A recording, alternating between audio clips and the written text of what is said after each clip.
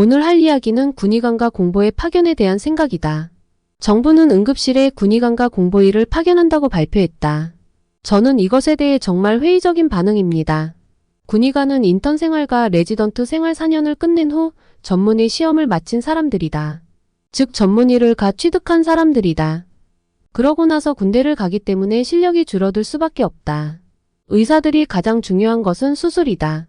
관련 지식도 중요하지만 결국 외과들은 손이 생명이다. 손이 굳으면 지식이 있어도 수술할 수가 없다. 그런 의사들을 응급실에 투입하는 것이 문제이다. 또한 군인과 지역 의료에 투입해야 할 의사들을 정부가 강탈한 것이다. 지들 정책 때문에 또 다른 사람이 피해를 보는 것을 대책으로 내놓은 것이다. 그리고 그게 실용성이 있으면 그나마 이해라도 한다. 하지만 실용성이 거의 제로에 가깝다. 응급실 뺑뺑이가 일어나는 근본적인 원인은 외과 의사의 부족이다. 응급실은 의사 하나만으로 되는 것이 아니다. 수술에 들어가면 집도할 의사, 마취가 의사와 간호사, 어시스트, 간호사 등 최소 7명 이상이 들어간다.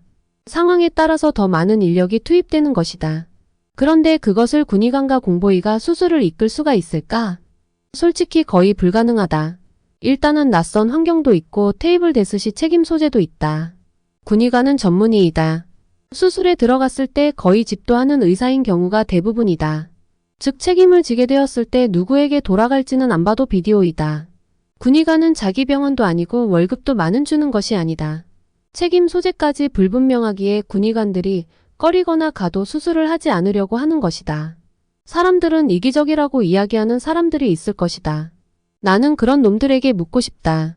니들도 이기적인데 왜 의사는 이기적이면 안 되는지 묻고 싶다. 인간이 발전할 수 있었던 원동력은 이기심도 한몫했다. 니들이 이기적인 행동과 삶을 살지 않았다면 이해한다. 근데 지들도 이기적이면서 의사 욕하는 놈들이 바로 이중성이라는 것이다. 저는 내로남불이라고 생각하고 있습니다.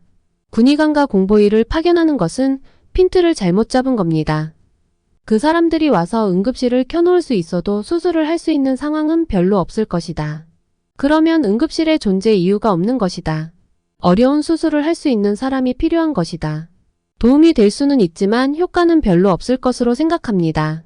그것을 방법으로 내놓는 것이 어이가 없고 국민을 위해 다른 국민을 피해를 주는 정부의 행동에 웃음만 나옵니다.